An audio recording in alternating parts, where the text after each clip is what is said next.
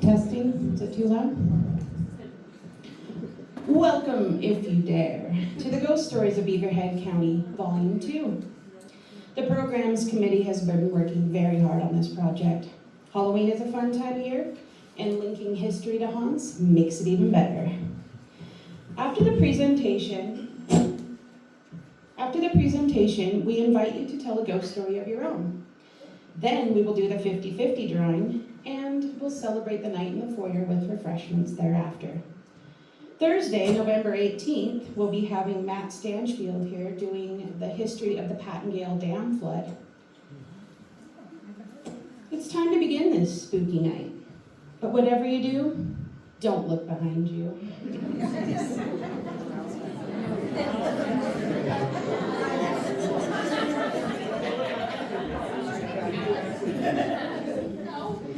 Beaverhead County has its fair share of ghost stories.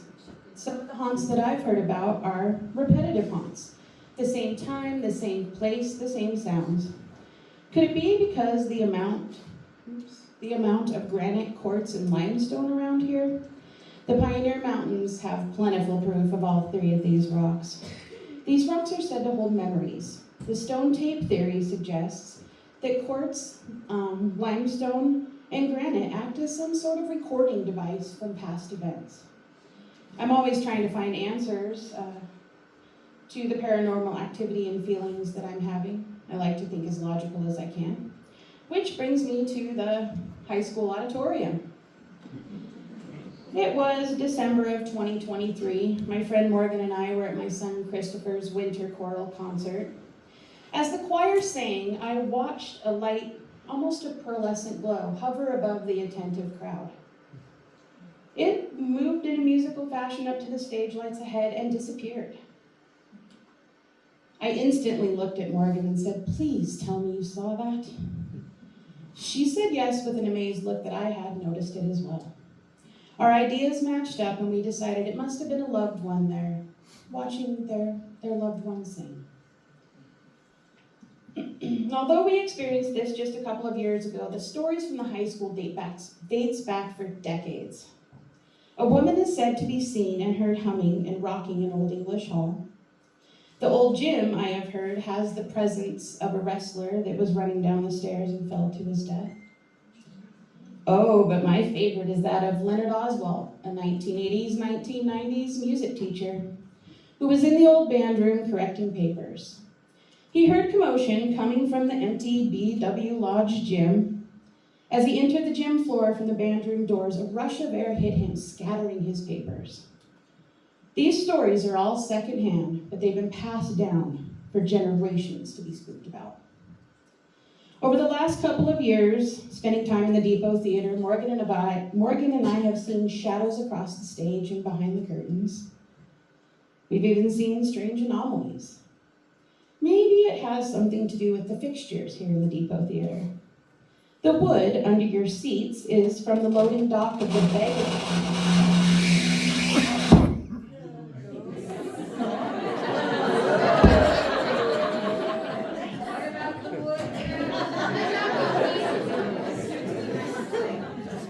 The wood under your seats is from a loading dock of the baggage claim of the Union Pacific Railroad. The seats you're sitting on came from a theater in Polson, Montana that was being remodeled. And the wood used for the stage is from an old mining district in this area. There are times that I do not think that we are alone here in the old Depot Theater. Yep. Just heard that.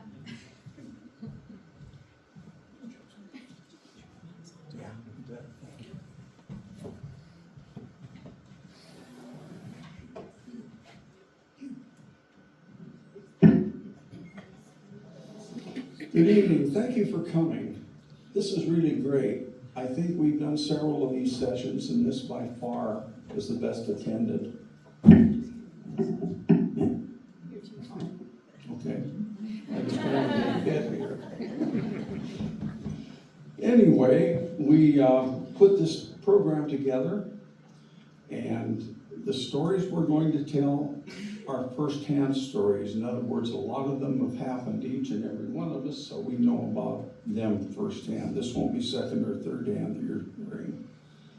And the first thing I'm going to talk about a little bit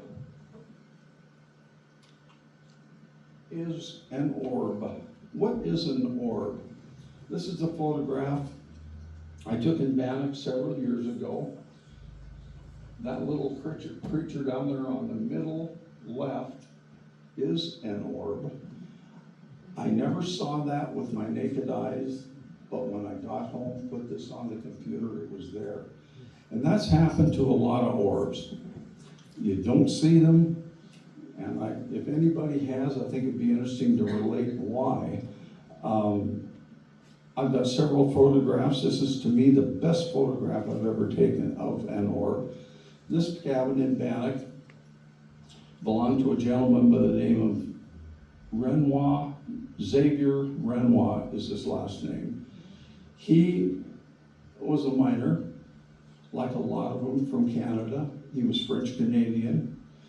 He ended up in the 1880s getting quite sick. Of course, he was getting up there in age, for that time period as well. And anyway, one night, he just couldn't take it anymore, and he went next door to a friend of his and asked to borrow his shotgun. He said, I've got a pack rat there I want to get rid of, and I'll bring it back when I'm done. Well, he never heard anything back from his friend Xavier Renoir. So he thought he'd go over and check. And he found out that Renoir couldn't take it anymore, and he had killed himself. Is this his orb? Who knows? I don't know. He was really well thought of around Bannock, but you never know about things like that. I started looking up some information on the internet today about orbs, and a lot of it's kind of hocus pocus stuff. You don't know what to believe. And a couple of things that I wrote down here, I'm going to read to you. Are orbs angels or just particles reflecting light? Not every orb that happens to appear in a photograph actually represents a spiritual phenomenon at work. In some cases, orb shapes in photos are caused simply by particles such as specks of dust or beads of moisture, reflecting light and nothing more.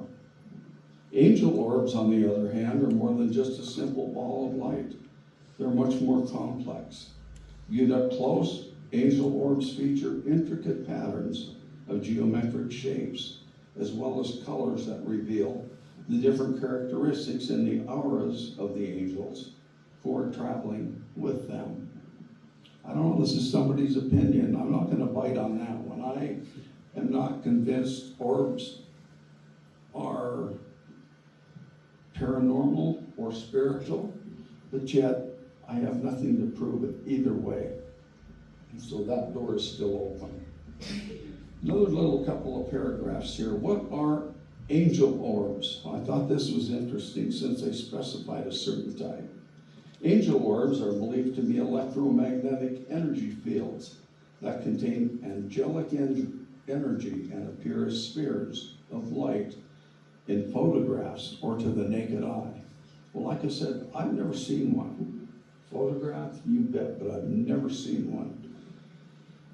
Angels use orbs to travel because their round shape allows for unrestricted energy flow and symbolizes spiritual concepts like eternity and unity. The color of angel orbs can signify the different types of angelic energy, with the common colors including blue for protection, yellow for wisdom, and white for purity or holiness. So, I don't know. I honestly don't know. A lot of people, I know my sister, I showed her this when she was still alive, and boy, holy cow, she thought it was just amazing. It's got to be holy. But I don't know. I'm not quite there yet. Let's see. This is an orb that was taken 3 or 4 years ago. This is Skinner's Saloon with Mead Hotel in the back there, and the orb on the upper end. At least one person that I know of died in Skinner's Saloon through the years, and the Mead Hotel, you know, when it was a hotel and that type of thing. I'm sure there were people who have died there too. Is this something from that? I don't know. But anyway, it's kind of a neat picture. On the lower right, in that little black space there at the back end of the saloon, is another orb. So, who knows? This is the Graves house in Bannock. There is an orb which is fairly clear. I don't know. This is another one I never did see. On the other end of the house, and down in this end, which is partially off the screen, there are 2 more orbs. And I know people have died in this house. My great-grandfather did die in this house, I believe in 1913, but nothing violent that we know of.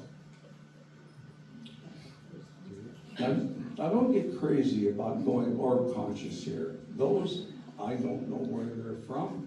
When I took this, I put it on the computer, and when I went and reproduced it for this particular talk, I don't know where all those orbs came from.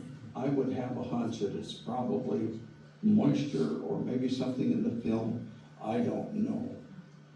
This is the Bannock Masonic Temple and School. This is one of my favorite orb pictures too. Christy and I had the opportunity to go upstairs at the old Montana and Rhett's Rooms, which is today Cranny's, the old club bar. And that was the house of prostitution. Years ago, closed sometime in the mid-60s. And there's a story about the madam in one of these, I think it was the Montana Rooms, Pat Alexander. She was a real nice lady. She was a madam. She ran several girls and took care of her girls. She donated a lot of things to kids. If you had a child who was cold in the wintertime or sick or something, she'd fill in. She'd buy coats and all kinds of stuff. She was a very, very kind lady. I never met her. I saw her once.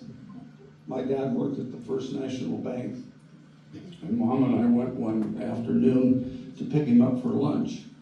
And we walked down the street there, and this woman came by us, and she was all kind of huddled up. And Mom asked me after she passed, she said, "Do you know who she is?" I don't know why she asked that. If it's yes, gosh, I wouldn't tell my mom that. But anyway, I said, "Well, I don't have an idea. I've never seen her before." And she said, "Well, that's Pat Alexander." Well, I'd heard of Pat, you know, high school kids, my gosh. And she said, "Do you know anything about her?" And I said, "Well, a little bit, not too much. I hear she's a nice lady." And Mom said, "Yeah, she's one of the nicest." Mom did her banking for her, and so did my dad. But anyway, this is taken in the Montana Rooms portion of the brothel up there. Anyway, I just think that's kind of a neat story. Christy, I think, was there with me. She came with me, and we had a wonderful tour. And this is one of the sisters. This is her bedroom. But I don't know, interesting.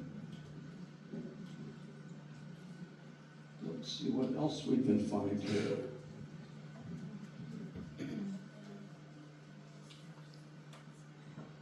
Pat Alexander.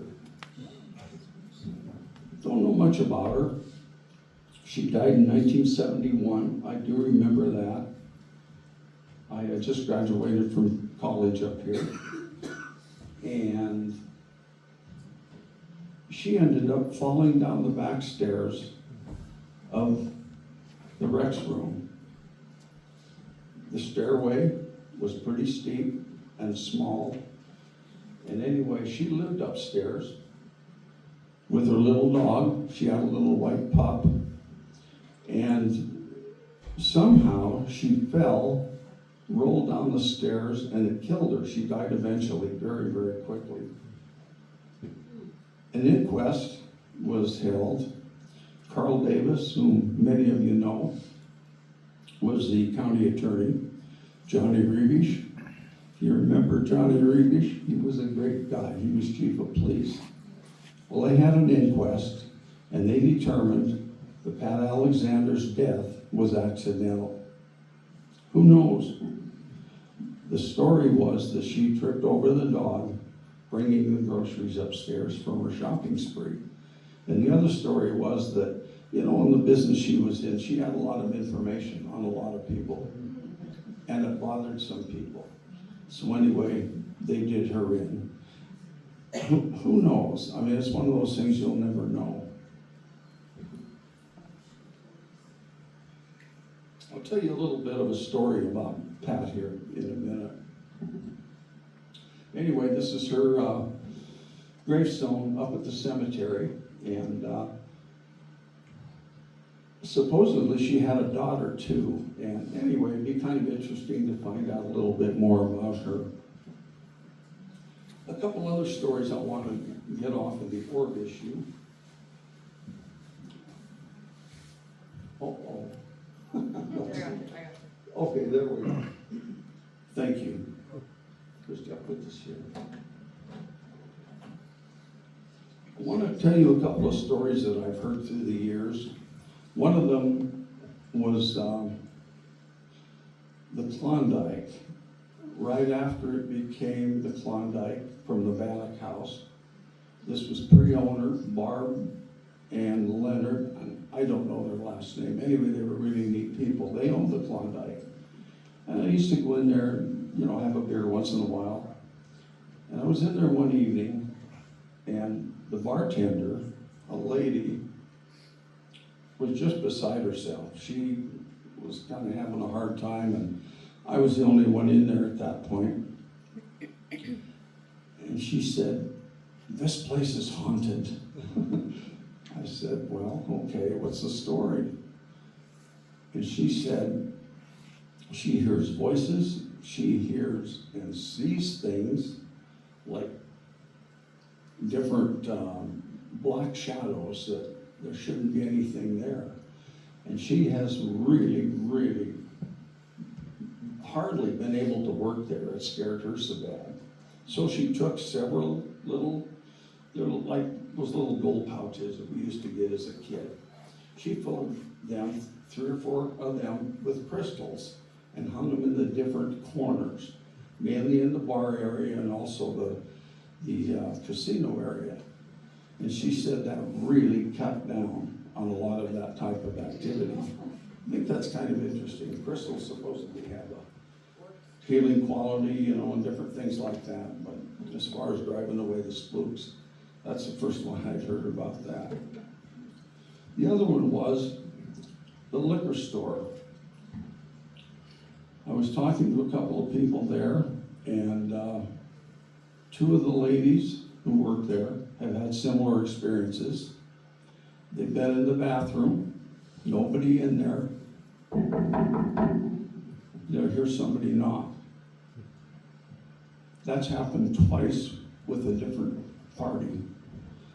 And another one said she was in the bathroom, and some woman said, "Hello, hello," trying to attract attention to be waited on. She said, "I'll be out in just a minute." Within a minute, she was out, nobody around. And I remember working there, especially, you know, when it was kind of dark and just one of those days. It was kind of dreary anyway. You could hear people come in the back door. The back door squeaked. And you go up that walkway, so to speak, between the storage area and the front. And a lot of times, especially, I retired from there in December, and especially right before that, 2 or 3 months, I would hear that and thinking, gee, somebody's coming in. Nobody will be around. And Christy has had that same thing happen to her. So, I don't know. Is that something paranormal, or is that something that's not paranormal? Maybe somebody in the Patagonia store or somebody upstairs, but there's a certain walk that you can tell is coming from that entryway. The other one, it'll be kind of my final story. About 10 years ago, the Paranormal Club up here at Western put on a program at the Elks Club. Maybe some of you were there. That was really interesting. Chris Fisk came down from Butte and was kind of the primary speaker there. His father taught at high school here, Russ Fisk. I'm sure many of you knew Russ. And of course, his mother, I guess, just died a couple of weeks ago, Joan. And anyway, they were quite a family to Dylan. Russ's son, Chris, was really interested in paranormal and always had been. Anyway, he gave a talk at the Elks that night. Had Kathy from Western, she was the kind of the counselor of the group, and several of the girls there, especially, I didn't see any guys, but 3 or 4 girls that came down and put on a program, and it was interesting. And during the program, he was getting ready to take us in different places, downstairs or in the alley where Pat Alexander had died. And he started telling the story about Pat, and pretty much just what I told you, didn't know how she died, whether it was murder or by accident. Anyway, he started talking about this thing, and he asked, has anybody ever heard the story about Pat Alexander? Well, dumb old Lee raised his hand. Of course I had. I mean, it's one of those things that growing up in Dillon, you just hear things like that, and it's a good story. And anyway, he kept on, and a few minutes later, he said, we're going to break into 2 groups. I don't know, there were probably 16, 18, maybe 20 people there. Half of us went downstairs in the Elks, and that's supposed to be really haunted. I've never had any experiences there. Of course, I stay out of places like that. And the rest of us went down, out the back door and down the alley to where the stairway was that Pat Alexander had fallen down and had died. So he told us, he said, if anybody wants to help with any of this, that's great. But remember, you be polite, be clear, but above all, respect whatever this thing is. Because you make it angry, it's not going to do a thing. And okay, well, makes sense to me. Well, Chris asked a couple of questions. Don't remember what they were, but they were the type of questions. You take a little mini mag and you turn it and put it right on the threshold of light on and light off. And there's a real thin threshold there. If you guys have a mag light, mini mag, I'm sure you know what I'm talking about. Well, he put that right on that threshold, just off, so there was no light, and put that up on the stairway about eye level with where, you know, like I said, Pat had fallen down and died. And he asked a question. Like I said, I don't remember what the question was, but the reason that light's important, if the answer is yes, that light will switch. If the answer is no, nothing will happen. And this is kind of standard, I guess, in some of this type of investigation. So anyway, he asked a question, nothing happened, and about 10 or 12 seconds later, that light changed. And okay, he did that again. Another 10 or 12 seconds went by, and the light went the other way. So anyway, he said, let's have somebody come up here and ask their own questions. He said, Lee, would you mind coming up? Oh, yeah, right. I said, sure. He said, you ask anything you want. It's yes or no questions. They keep this, whatever it is, can't elaborate. And I said, if you're Pat Alexander, do you remember my father fielding Graves in the First National Bank, who did your banking for you. And that light immediately changed. And I tell you, the hackles on my, just to tell this story. And the next question I asked was, do you remember my mom, Vi Graves, who also did your banking for you? And that light, no hesitation. I thought, holy cow. I don't know. I don't know what to think about this. I'm sure whatever happened was natural. He didn't have a little switch in his pocket or anything, but I don't know. It's one of those things you'll never know, but it's amazing.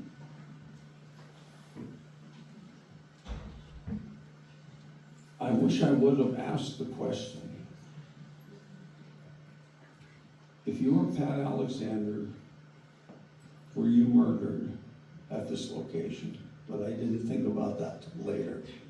But anyway, I'm not going to go back and find out. Anyway, that's all I have. And Christy, I think we can back to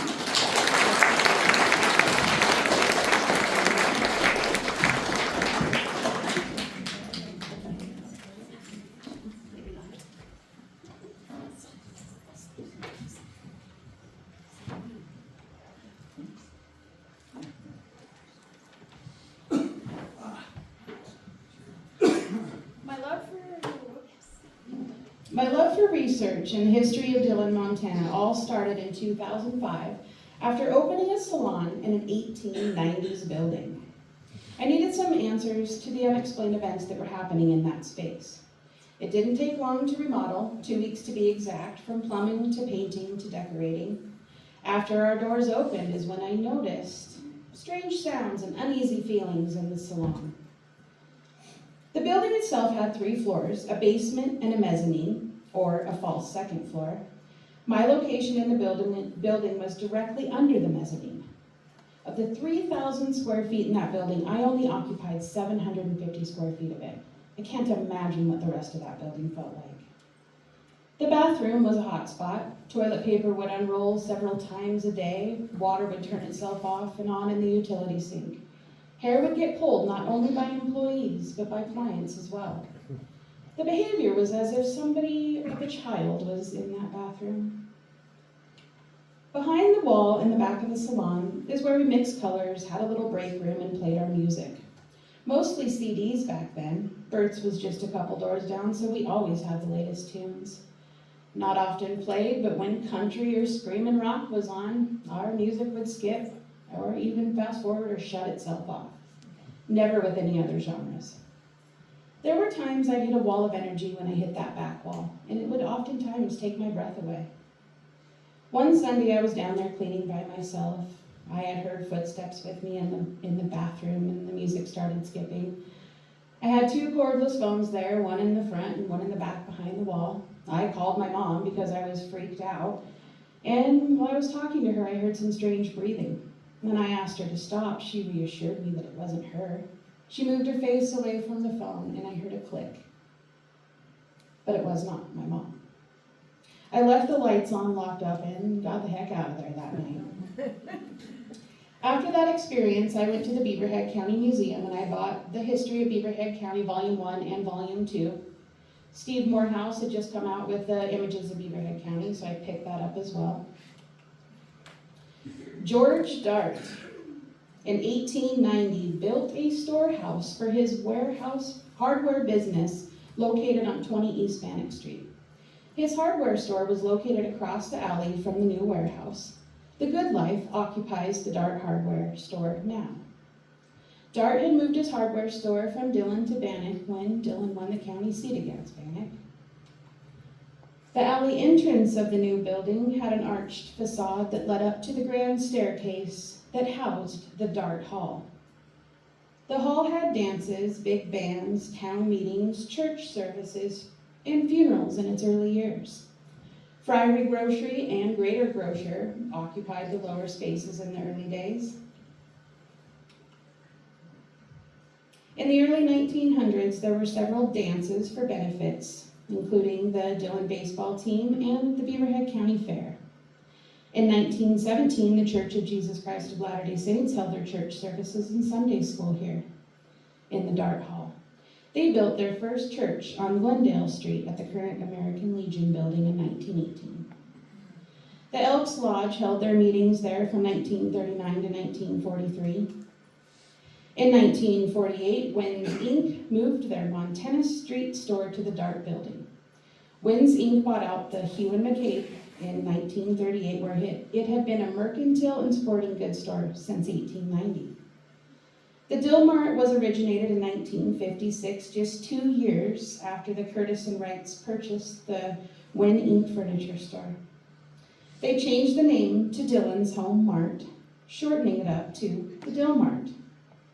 The Dilmart used this building up until its sale of 2016. And I have somebody here to tell us a few personal stories of the Dart.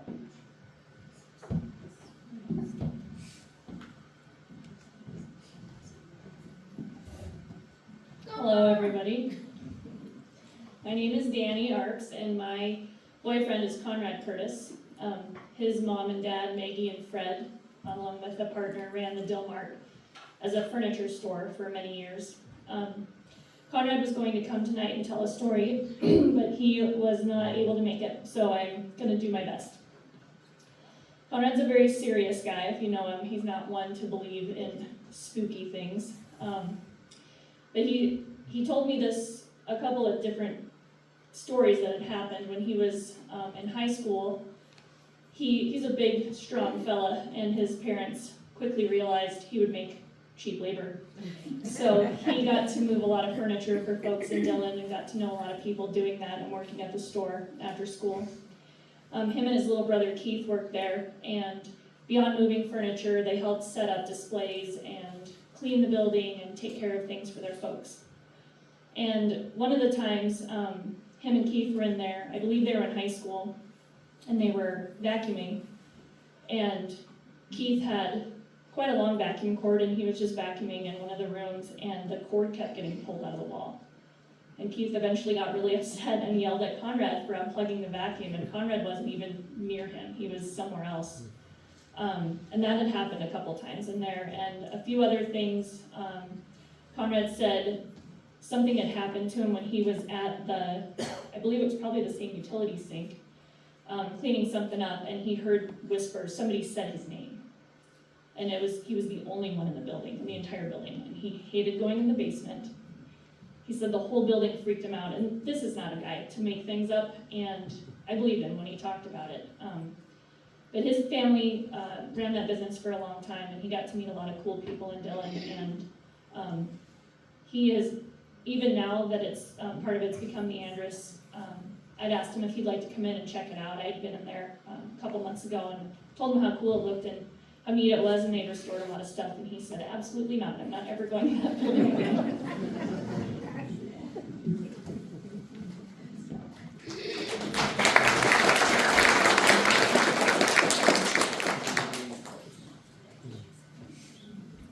I recently interviewed a mother and a daughter who had several experiences with Annie, the girl in the bathroom, as we called her. This is what the two recall from their dealings with the ghost. My client had experienced toilet paper unrolling and falling off the holder when they had their hair done in my salon. Her hair was pulled a number of times in the bathroom as well.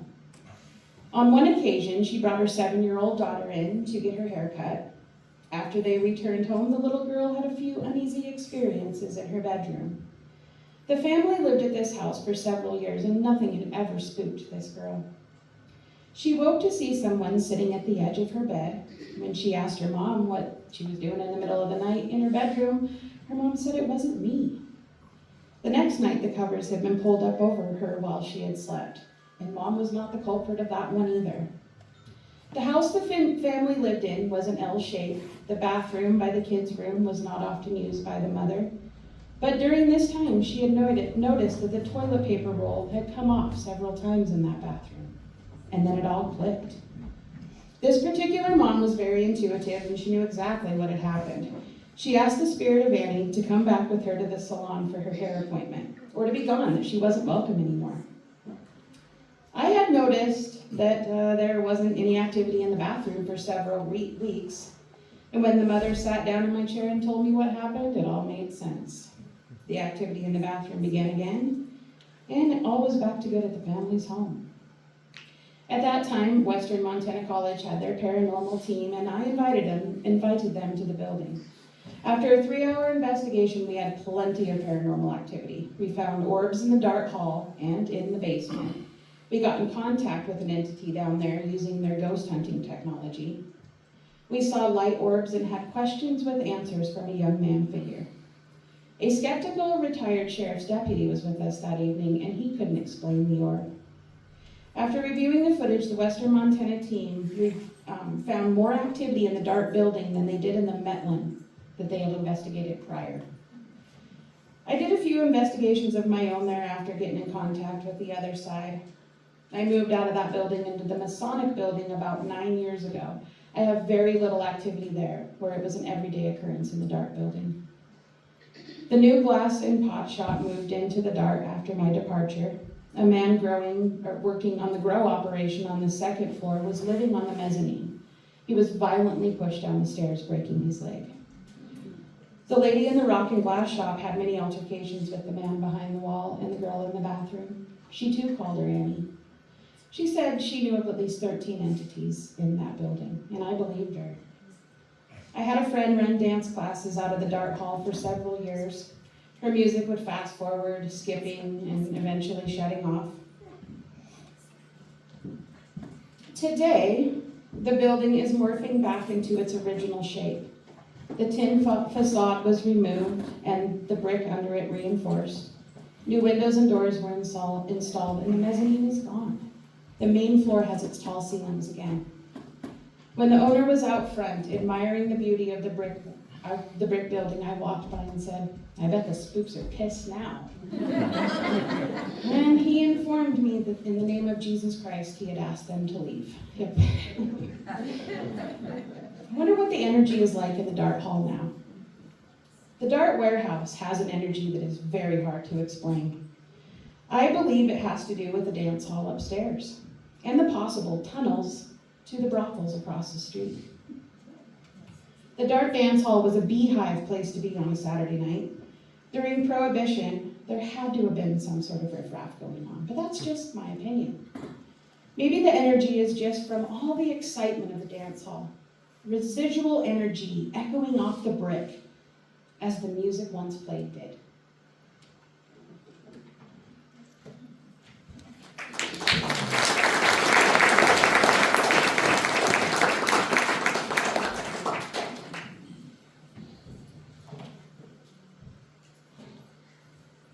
There have been many schools over the years in Dillon's history. They have ranged from grades K through 12, both primary and secondary educations.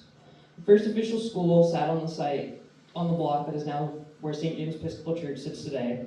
Originally donated by the Dillon Townsite Company, the build of the 2-story building was not only to house a schoolroom on the 2nd floor, but acted as courtroom, dance hall, and administration. Over the years, multiples of other uses were needed, so it wasn't long before they realized they needed to expand where a school could go. In 1883, the training school was erected. Built from brick from Rife and Bob White's brickyards, the training school sat mid-block facing Seabury Street. The training school held all grades before the original high school building was built, and then again during the construction of the now current high school building in 1939. They expanded the building in 1890 due to the growth of the town, and in 1906, the training school became known as the Bagley, named after William Bagley, who was a professor at the Normal College and developed methods for teaching education. And then in the 1920s, the need for another school would result in what would be known as the Marianis. Here, primary grades would move from the Bagley to the newly constructed school just one block over. The Bagley continued its use as a school until 1960, when the now Dillon Middle School was built and completed along Parkview Elementary.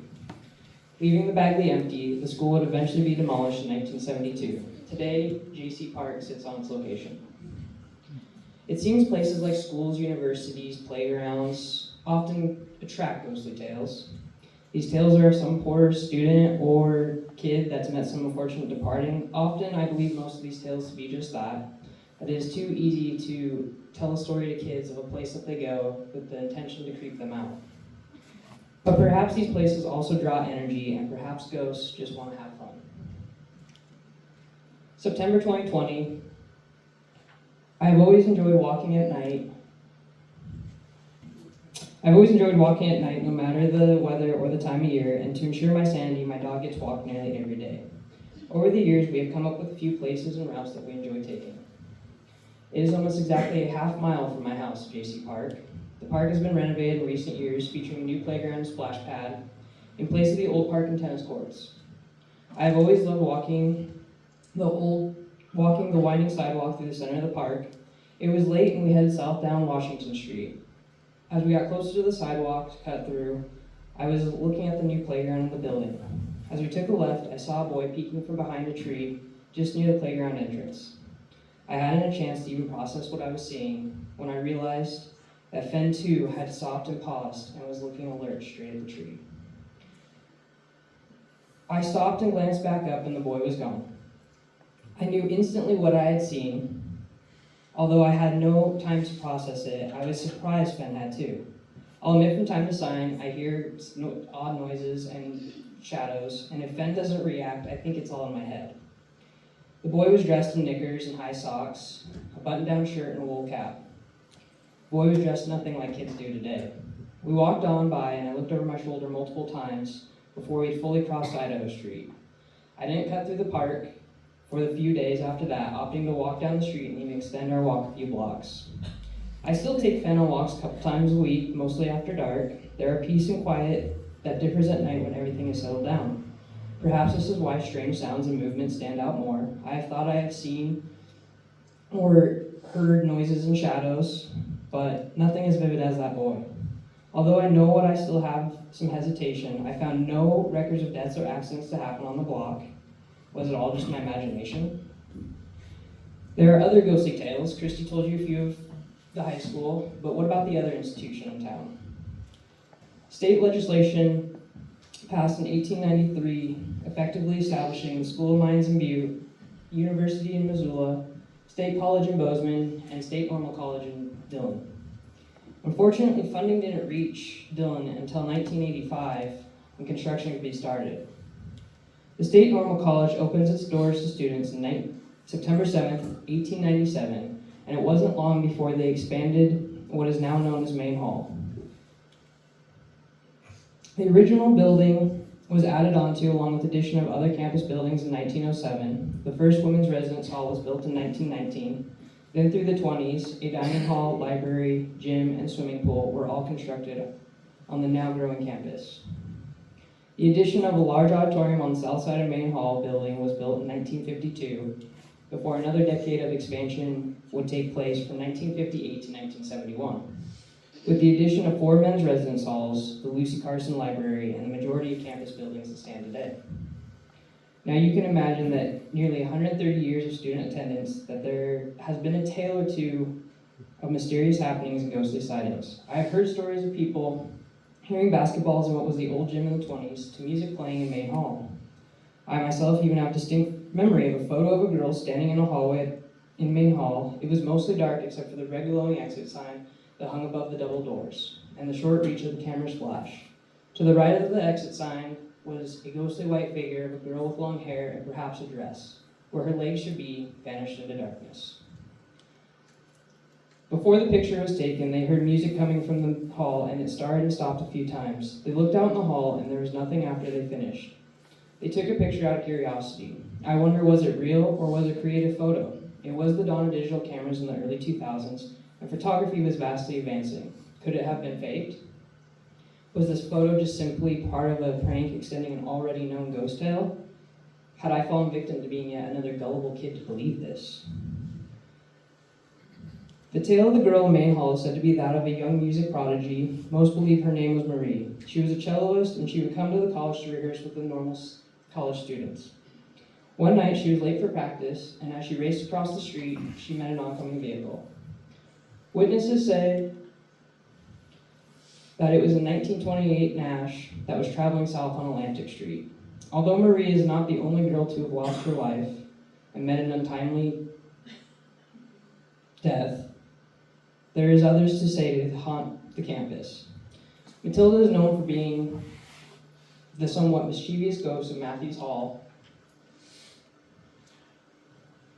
Matthews Hall was originally built as the women's dormitory. Depending on the tale you heard, she was said to have either drank poison in room 308, hung herself in a closet, or from the third story stairwell.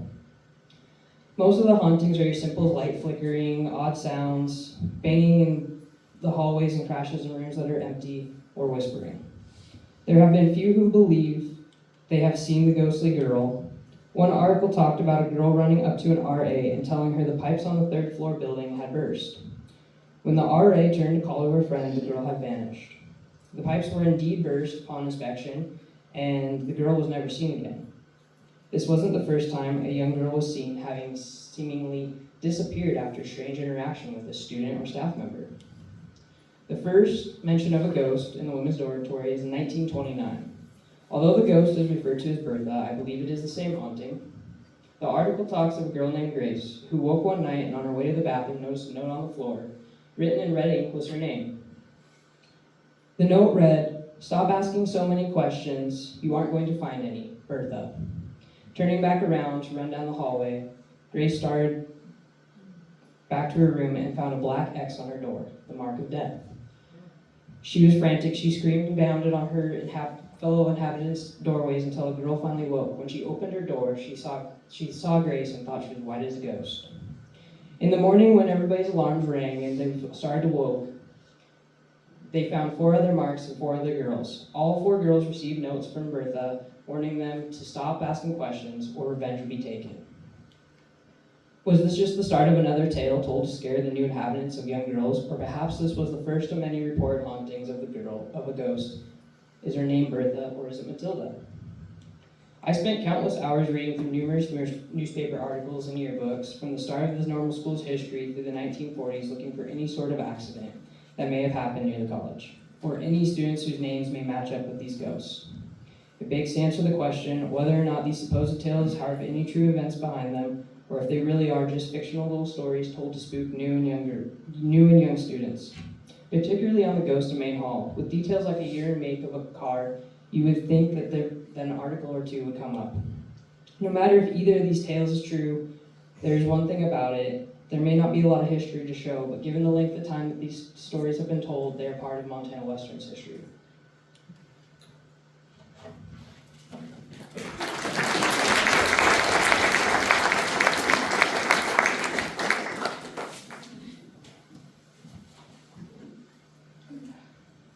The curiosity of studying the history of the short-lived last narrow-gauge railroad in America is what brings us to this ghost story today. In 1919, the Montana Southern Railroad was completed from Divide, Montana to Coolidge, Montana.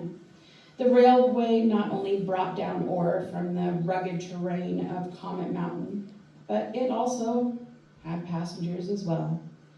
The Baldwin locomotive made several stops along the way. At every stop, passengers would have to sign in so they could keep the hurdy-gurdy girls out of the dry town of Coolidge. It took days to reach the mining town from Divide, along the Big Hole River cliffs, across the tunnels, and over a bridge crossing the Big Hole River. The first stop, Allentown, named after William Allen, who bought up most of the mining claims in the Elkhorn Mining District. There were several stops from Allentown, now Wise River, along the beautiful rocky waters of the Wise River. Stops were mostly made to open and close ranch gates. Near Pattengale Creek, there was a lodge for passengers to stay. The Lost Cloud Ranch is there now. Then on to Maurice's homestead, where it is said that he had great hospitality, but his pancakes didn't taste great. At today's Mono campground, the train followed the headwaters of the Wise River where Jacobson, Mono, and Happy Creek meet in close proximity. It then hugged the tight northern wall of Jacobson Creek Canyon. The trestle across Jacobson Creek was placed in the narrowest spot in the canyon. Now, onto the southern side of the creek, the tracks make a turn towards Elkhorn Creek drainage to the mill at Coolidge. The Montana Southern was said to be one of the most scenic railways in the United States. Silver prices crashed in 1922. The production slowly declined. In 1927, the Pattengale Dam broke, setting floodwaters down the Wise River Valley, crashing into Allentown. It continued to devastate down the Big Hole River, taking out miles of tracks and bridges along the way. The locomotive never made another trip up after the flood.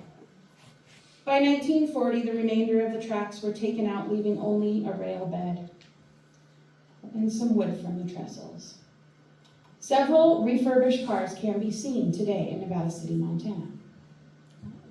Finding the tracks of the old Montana Southern wasn't hard. Driving along the Pioneer Scenic Byway, you will see it weaving in and out of the byway, out of sight along the river, through campgrounds, and even crossing paths with hiking trails. That one particular spot, the 3-foot wide track bed, follows Jacobson Canyon, truly one of the most beautiful places in the Pioneers. One day, Morgan and I followed it for the first time. Although it was the first day of summer, it was 34 degrees and snowing. The forest was still, silent, and vibrant green. As we veered off the tracks off to the well-known hiking trail, I began to feel different. Maybe different because I was seeing something that I had never seen before, or was I nervous? The land seemed so untouched by man, but yet a place for wildlife, small animals, and birds. My biggest fear is water. And as I got closer to the creek, the fast-moving runoff made me nervous. I was hearing whispers and cracks, mechanical noises and squeaks. The sound may have been coming from the rushing waters of the canyon, but I could hear that. It was really loud and it was almost deafening, for the extra sounds were light and distant. A half-mile or so in, the remainder of the trestle that crossed the canyon lies off the man-made rail bed to the edge of the water. We didn't cross the creek there, but we continued down a worn game trail to see what was ahead. The energy got so intense that I had to stop and regroup, while Morgan went ahead to check out the head of the canyon. After walking back towards the truck, we decided to continue walking down the tracks in the opposite direction. Maybe a mile or so in, this happened.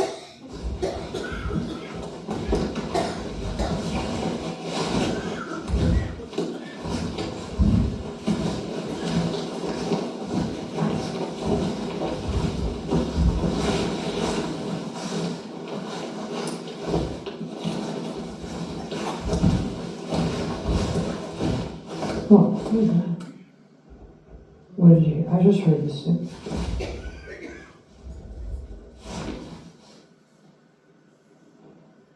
I keep hoping that I think I'm hearing birds. I've heard so many things.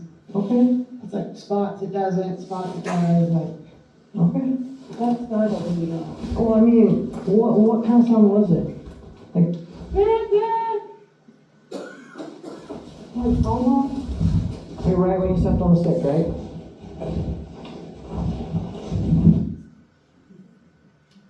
After reviewing the footage, it sounds like a faint train whistle. Actually, quite close to the Baldwin locomotive sound. It really spooked me that day, but this wasn't the only time last summer that the canyon spooked me. A month later, Morgan and Stasha and I went out for Morgan's birthday. After hiking and fishing most of the day, we had time, so we took Stasha to Jacobson Canyon. At this point, I had been back several times to this space. It compelled me to go. It kept calling me back. We walked along the canyon to Jacobson Meadows, and on our way back, Morgan wanted to fish, Stasha meditated with her feet in the water, and I stood back away from the shore in the water that I was so afraid of and took several pictures.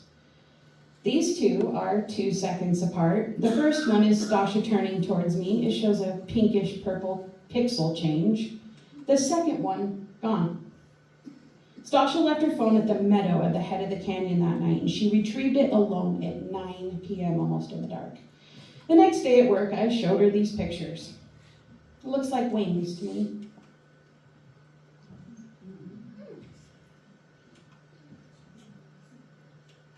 On another occasion, the last day of summer, I wanted to say goodbye with a sunset hike.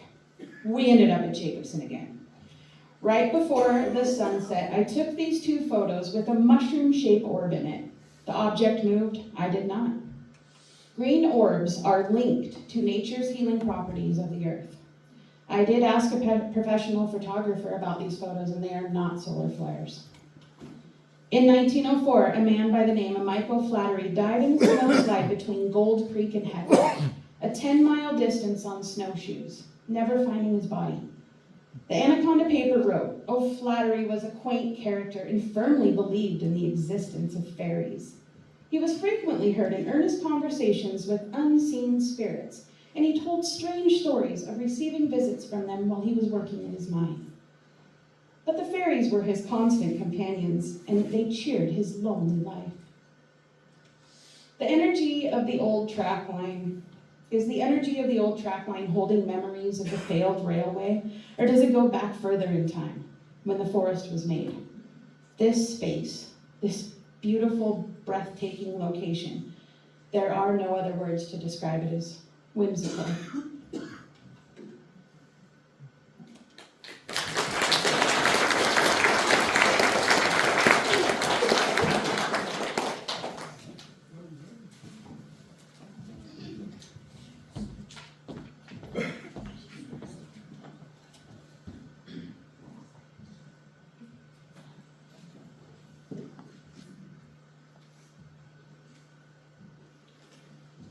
Hello, thanks for coming. And thanks for letting me tag along. One of the many fascinating Beaverhead County Museum events.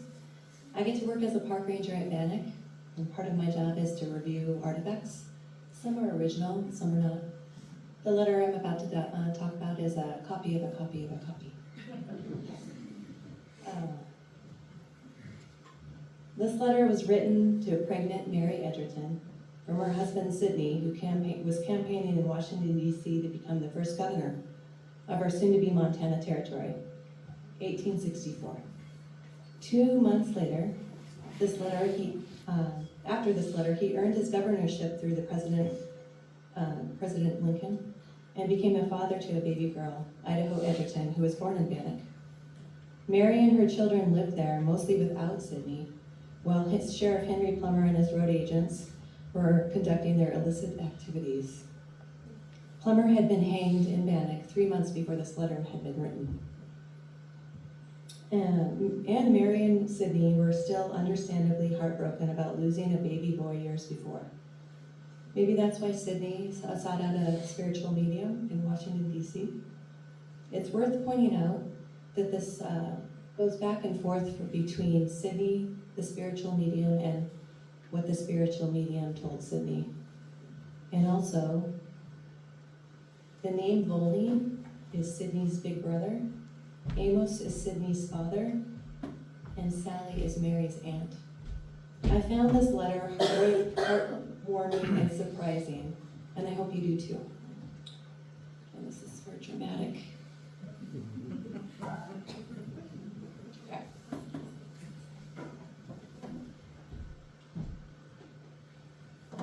Washington, March 6, 1864. My dear Mary, I'm still at the National Hotel. My business is progressing, but I'm very impatient to have it consummated so that I can see you again. I have a number of competitors for the governorship. I think I shall succeed, but this is merely a guess. You cannot conceive what a fever there is about our territory. Everybody wants to know, and nearly everybody wants to go.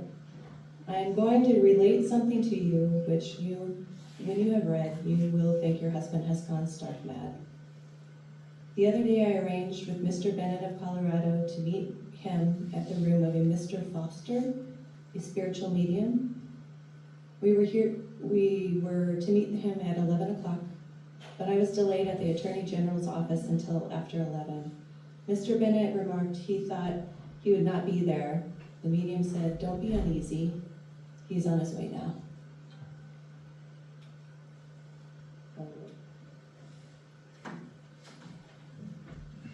He then took up, I soon came in, and he handed me some small papers and told me to write on them some names. I asked him if I could write on them on the back window behind him. He said, "Go into the other room and write." I went in and wrote the names of a number of relatives now dead, and among others, I wrote your name. I folded them up into little pellets, went back, and threw them down on the table. He ran his hand over them a moment, conversing all the time. He then brushed up his sleeve and said a spirit would write the initials of a name on his arm soon. 2 letters came out as clear as if written in blood. V.E. were the letters. They tell me that these are the initials of your brother Volney. He is not dead, and they have selected his name because it's so uncommon. He is anxious to hear from you and wonders why you do not write. They tell me you have a letter to him now in your pocket. This was true. I had written a letter the night before, and I had it in my pocket to take it to the post office.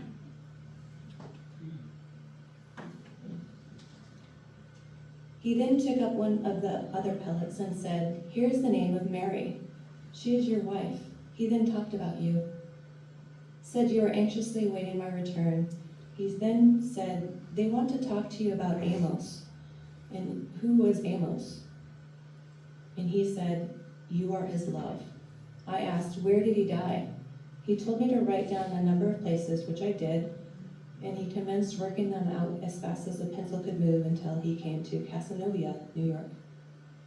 When he said he died there, I asked, how old was he at the time of his death? He told me to write down some numbers. I did. He put his pencil onto the number 2 and said, this was your age, or rather between 1 and 2. I then asked, was my father afflicted with anything particular before his death? He sat for one moment, and when he started, he exclaimed, my God, this is true that I see. He then put his hands to his eyes and said, yes, he was blind. He then reached his hand across the table and said, Sally wants to shake hands with you.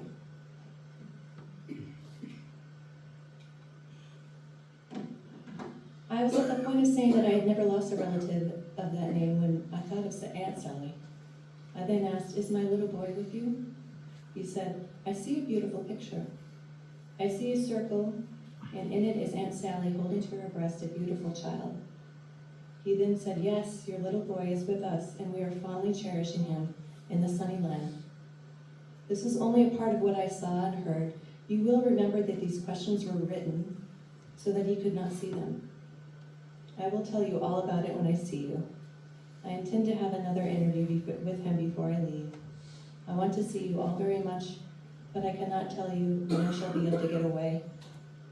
I hope at least by the 1st of next month. I wish I knew how you were all getting along.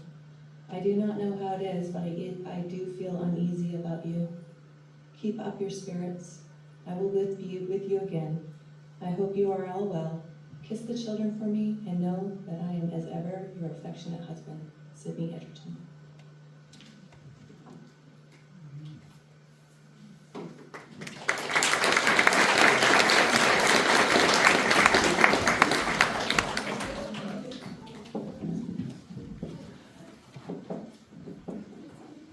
And this is our last story of the night.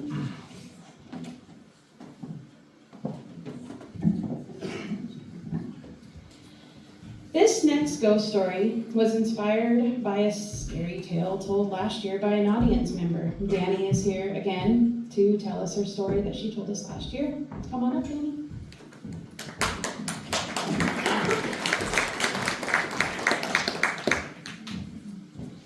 So after hearing everybody talk about Bannock, one of the first things that happened, I moved here from my home in Shodo and I graduated high school in 2002. And I attended Western and I stayed in Matthews Hall, and it is haunted. I graduated from Western in 2006, and in 2007 I began working at the Moose Bar. And around that time, some of you may remember fondly Rosalind Tash, was a good friend of mine. She's living in Helena now, she's doing okay. Her and I would go to Bannock and take pictures pretty frequently during the fall because it's so pretty there. And I remember the first time I ever went to Bannock, Rosie and I were checking out the school, and we had gone around the side and gone up the stairs to the Masonic Hall, and we're looking in the windows. This is back when it was still shut, and you could just go in that very beginning entrance and look into it. And there weren't a lot of people in Bannock that day. It was a nice fall afternoon, and we had been, I would say, slightly disrespectful about making jokes about ghosts and things that day. And as we turned to leave, she was ahead of me and she walked out the door and we were looking down the stairs, and I have a fear of heights, and I distinctly remember feeling a hand in the middle of my back shove me out the door, and I almost fell down those stairs. So that's an unrelated story. Around that same time, I was working at the Moose Bar when Clyde Proctor owned it. Clyde was a good man, and he took good care of that bar. And that bar was interesting. There was a lot of energy in it, even when no one was in it. That bar had a lot going on and had historically always had a lot going on. The main floor was the bar. The upstairs had been an old brothel. The upstairs had been inhabited by some bums, for lack of a better term, in the 1980s, and they'd started a small fire and it caused some damage up there. So it was mostly just wall timbers. There wasn't any flooring, none of how it used to look. The main floor was the bar, and then the basement, when you first walk into the Moose Bar on the right, there's a small door in the wall, and you go through that door and you go down the stairs. And at first it just looks like a creepy basement. There's rock walls, like a dirt floor, and then there were tunnels. And this is before the city did the work in the alleys and closed all the tunnels up. But from the front of the bar, underneath where the front of the building would be, there was a doorway and there were tunnels going either direction.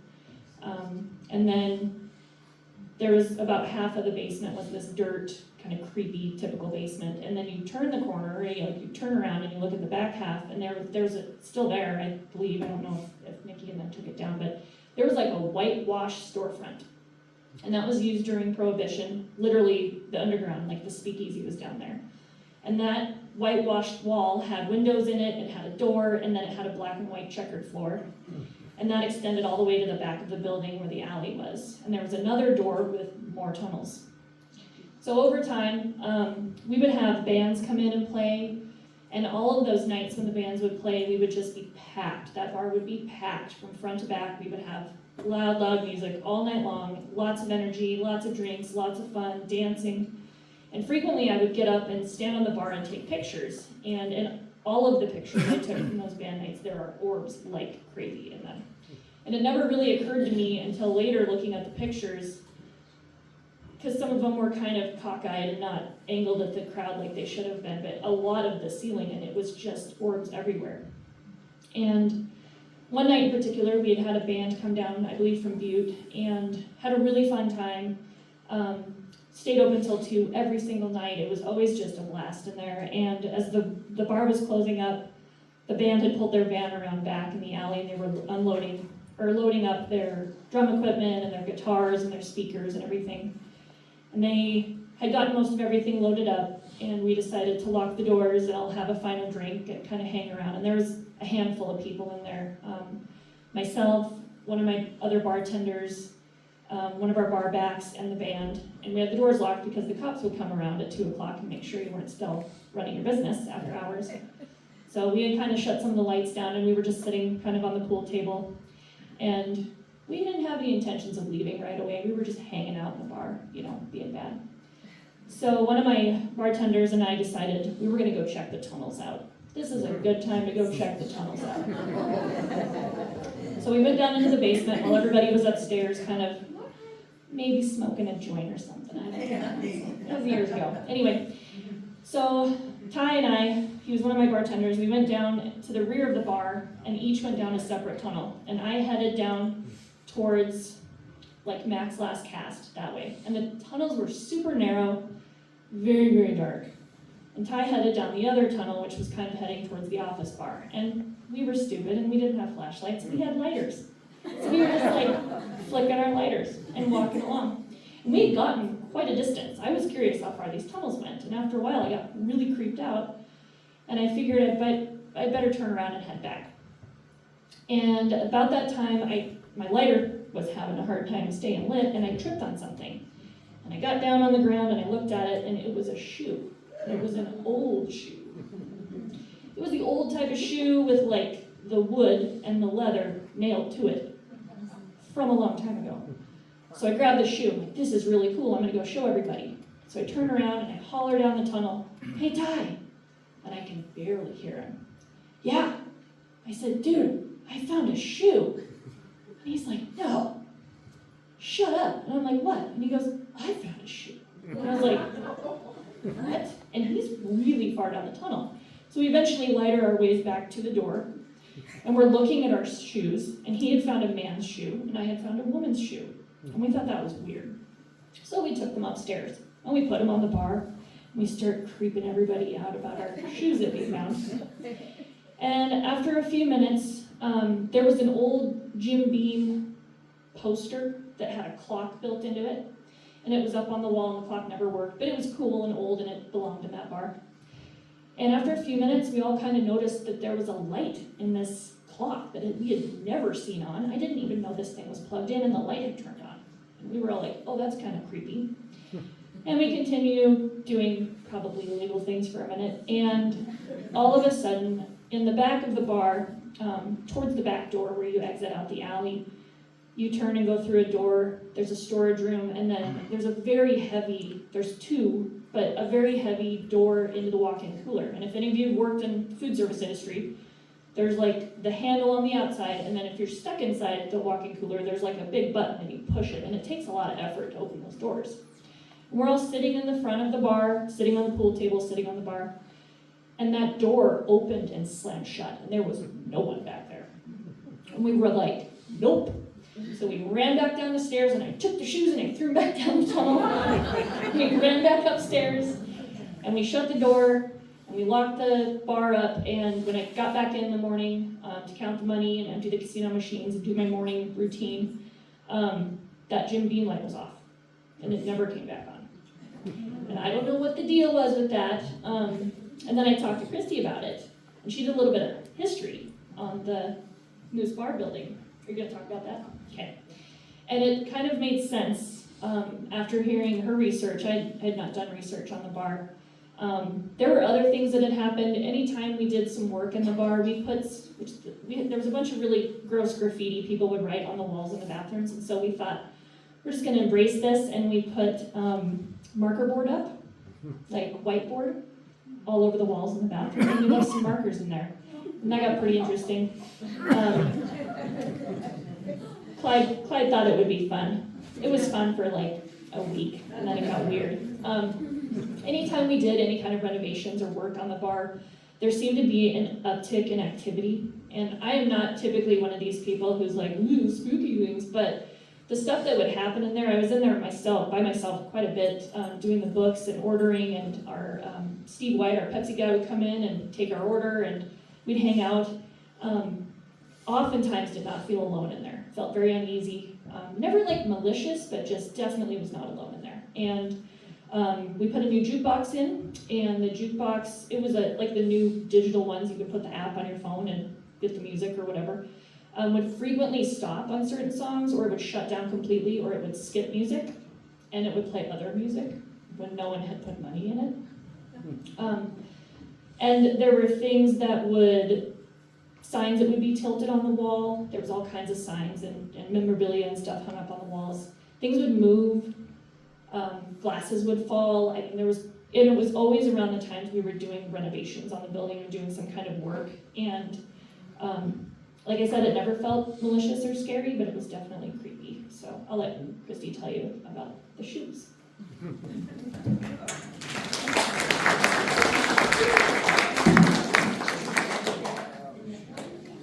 The Moose got its name in 1929 when C.E. Murphy bought a pool hall from Walter Sheekley. 2 years prior to the sale, Walter opened a pool hall in that location. Connected to it was a barber shop and a cafe. In the fall of 1928, a fire originated in the Bradshaw Cafe in the basement, ravaging the whole building. The pool hall, the Bradshaw Cafe, and the Watson Barber Shop opened after renovations with Murphy as the new proprietor, changing the name to the Moose Pool Hall, the Moose Cafe, and the Moose Barber Shop. The word bar was added when Prohibition was lifted in the mid-1930s. Strange deaths connected to the building, but not in the building, included William Sheik. In 1945, he passed from a short illness. Bill had been associated with Murphy since Prohibition was lifted. In 1948, Paul Cash secured a pistol from the safe at the Moose Bar where he had been employed by Murphy. He was found with a pistol beside his body. In 1949, Jim Leach, a pioneer barber, died of an extended illness. And in 1950, Mr. William McCoy was found in his room at the Metland Hotel having shot himself. He had just moved to Dillon about a month prior and was running the cafe at the rear of the Moose.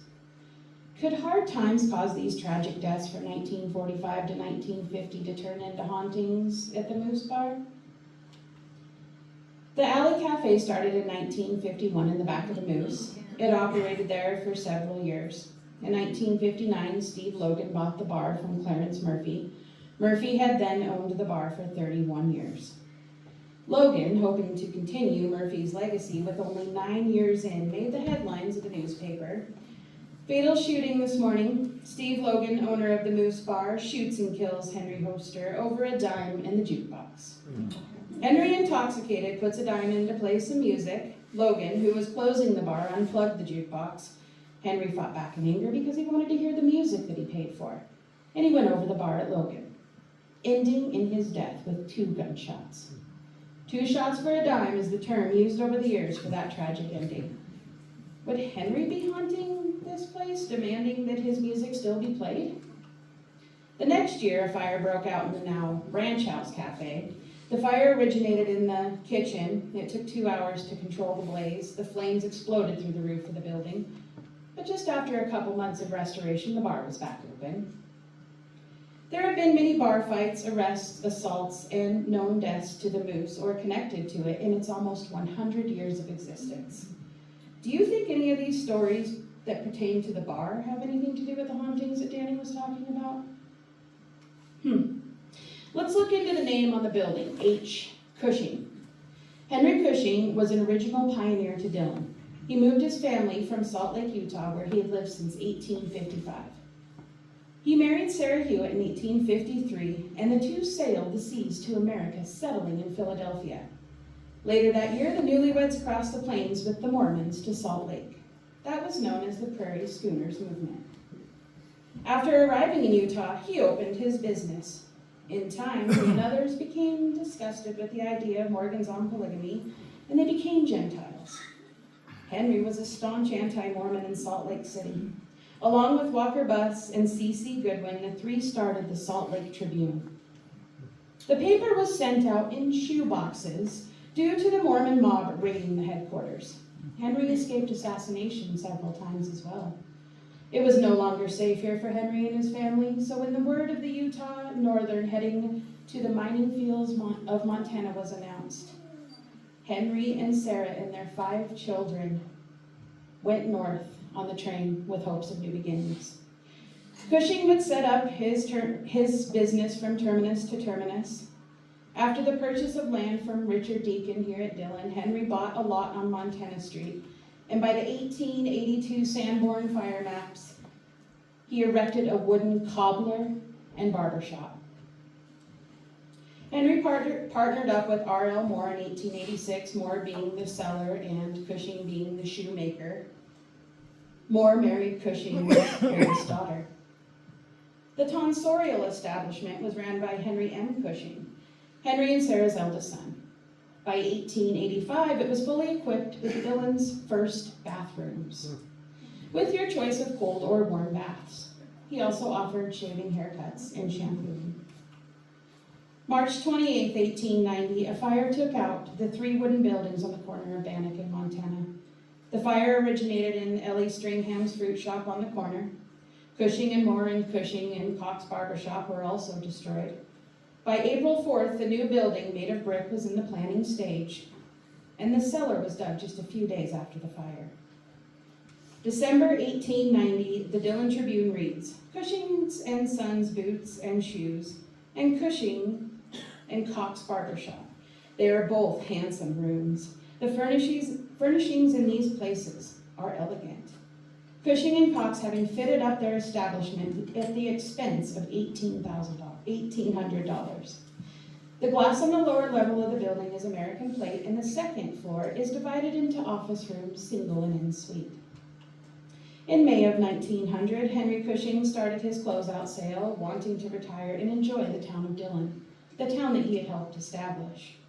He sold the shoe shop to H. Shoeborn in 1901, where he operated it next to the barber shop until 1913. He then moved his business down to the new white building a block north. The city shoe store was open until 1940.